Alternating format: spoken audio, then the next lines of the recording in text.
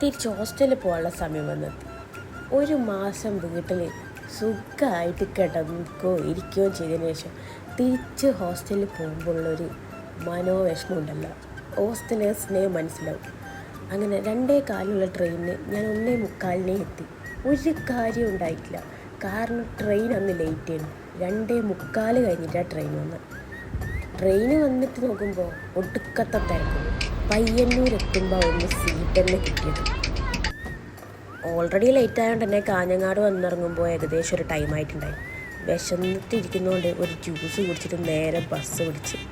ബസ്സിന് പോയിട്ട് ആടെയും ലാഗ്. അങ്ങനെ ലാസ്റ്റ് ഒരു ബസ് കിട്ടി. പിന്നെ യൂണിവേഴ്സിറ്റിയിലെത്തി. ഈ വെയിറ്റും എടുത്തിട്ട് ഇനി ഒന്ന് ഹോസ്റ്റലിലെത്താനുള്ള ഒരു വ്യഗ്രതയാണ്.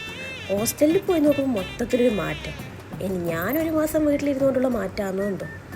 പിന്നെ നേരെ റൂമിലെത്തുമ്പോൾ ആണ് ഒരു ആശ്വാസം ഉണ്ടായത്.